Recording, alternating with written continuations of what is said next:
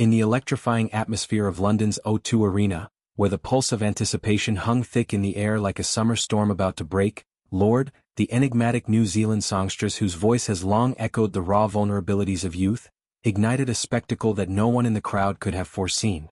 It was Sunday evening, the kickoff to the UK and European leg of her ambitious 2025 Ultrasound World Tour, a journey meticulously crafted to promote her fourth studio album Virgin. This album, a sonic tapestry woven from threads of introspection, pulsating rhythms and ethereal melodies, had already captivated audiences across North America, leaving a trail of sold-out venues and fervent discussions in its wake. As the final notes of the North American performances faded into memory, Lorde, born Ella Maria Lonnie Yellick O'Connor, a name that rolls off the tongue like a whispered secret, stepped onto the stage in London, ready to transplant her brand of introspective pop into the heart of Europe's music scene. The arena, a colossal dome of steel and light, was packed to the rafters with devotees clad in neon greens and silvers, their faces illuminated by the glow of phone screens and the sporadic bursts of stage pyrotechnics. The air hummed with the collective energy of thousands, a symphony of chatter and cheers building to a crescendo as the lights dimmed, signaling the imminent arrival of their idol. Lorde emerged not as a distant star, but as a force of nature, her lithe frame draped in a flowing ensemble of iridescent fabrics that caught the spotlights like shards of a shattered moon. Her hair, a cascade of dark waves, framed a face etched with the quiet intensity that has defined her career since the breakout success of Pure Heroine over a decade ago. The setlist began with the brooding introspection of tracks from Virgin, songs like Echoes in the Void, that delve into the labyrinth of modern isolation, their lyrics painting vivid portraits of digital disconnection and fleeting connections. The bass lines throbbed through the floorboards, vibrating up through the soles of fans' shoes, while synthesizers wove intricate layers that mimicked the ebb and flow of ocean tides, fitting, perhaps, for an artist hailing from the island nation of New Zealand. As the concert progressed, the energy shifted from contemplative to cathartic, with Lorde encouraging the crowd to lose themselves in the music, her voice rising in that signature falsetto that could shatter glass or mend hearts. Midway through the performance, as the arena pulsed with the infectious groove of Solar Flare, a track that blends electronic pulses with organic percussion, the singer paused, microphone in hand, her breath visible in the cool arena air. A mischievous smile played on her lips, the kind that hinted at secrets shared only with the closest confidants. "London," she breathed into the mic, her Kiwi accent curling around the vowels like smoke, "I've got a surprise for you tonight.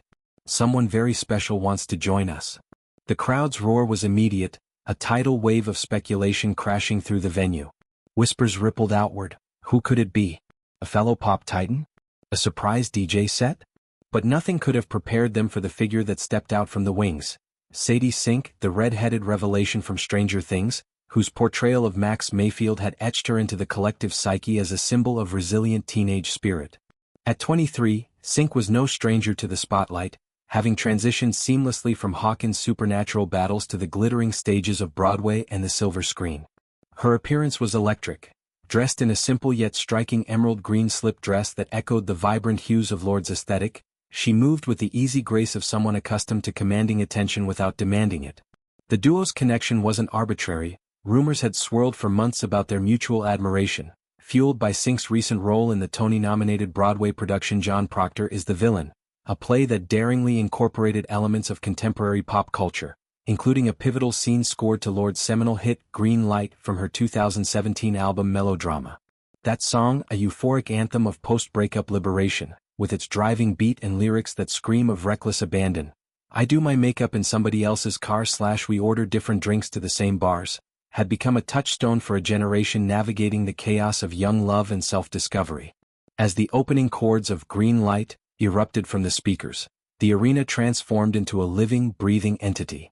Lorde and Sink locked eyes, a spark of shared exhilaration passing between them, before they launched into the performance with unbridled fervor. The two women, separated by just a few years but united by their artistic pedigrees, bounced in unison, their movements a synchronized dance of joy and release. Lorde's voice soared, raw and unfiltered, cutting through the din like a beacon, while Sink, microphone clutched tightly, harmonized with a surprising vocal prowess that added layers of emotional depth to the track. She wasn't just a guest, she was a co-conspirator, her presence infusing the song with fresh nuances drawn from her own experiences. Perhaps the isolation of filming in remote locations or the pressures of fame's unrelenting gaze.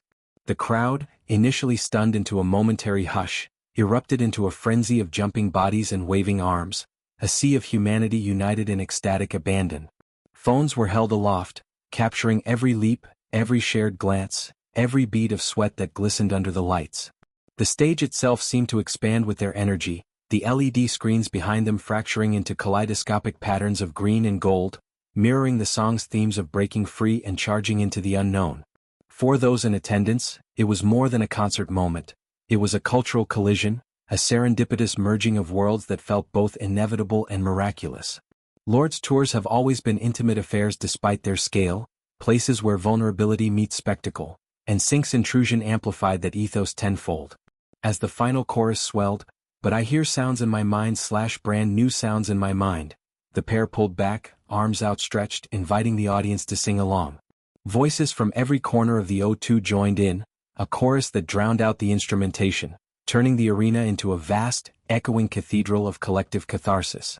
Sync, her cheeks flushed with adrenaline, flashed a grin that was equal parts shy and triumphant, while Lorde, ever the poised performer, wiped a tear from her eye, laughing through the emotion.